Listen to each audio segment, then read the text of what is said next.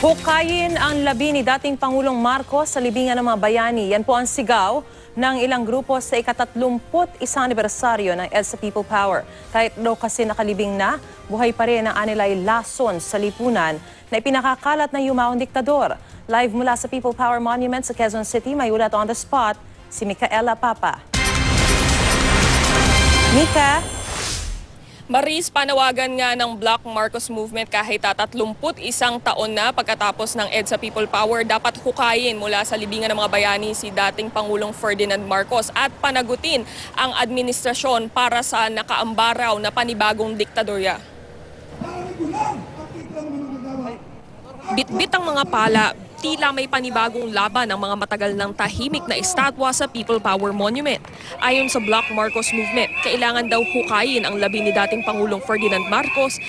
Kahit daw nakalibing ay hindi raw posibleng mabulok ang yumaong diktador dahil buhay pa rin ang lason na pinakakalat nito sa lipunan. Binasbasa ni Father Robert Reyes ang lupa na balak nilang ibaon sa may libingan ng mga bayani. Sabi nila parang composted na si Marcos, non-compostable.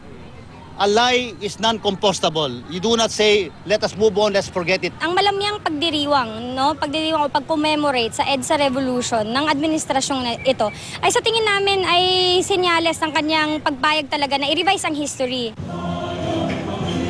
Kaninang umaga din ay nagkaroon ng flag raising at wreath laying ceremony na pinangunahan ni dating Executive Secretary Eduardo Ermita.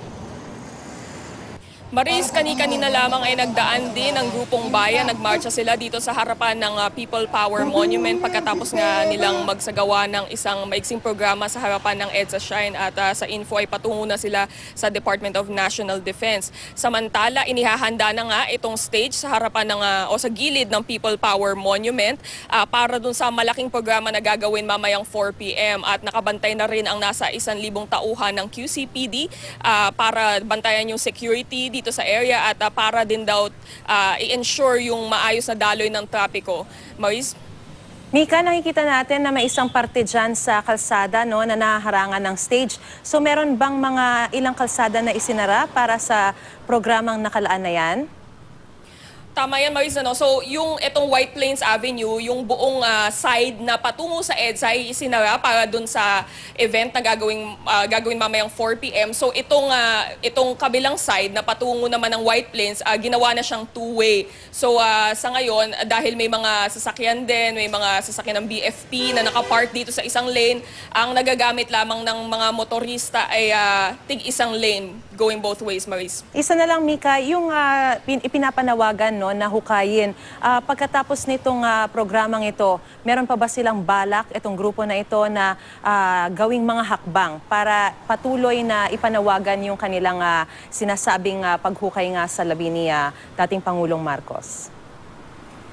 Maris, as to further rallies in the future, wala silang nabanggit. Pero ngayong araw mismo ay nagkakaravan na sila patungo sa libingan ng mga bayani kung saan balak nilang maglibing nitong binasbasan na lupa, yung tinawag nga lang banal na lupa para daw mabless yung area sa libingan ng mga bayani na nilaso na daw dun sa paglalagay ng labi ni dating Pangulong Ferdinand Marcos. At inaasahan nga natin na makakatagpo nila dyan yung mga pro-Marcos forces din na binabalak mag-rally ngayong araw, Maris.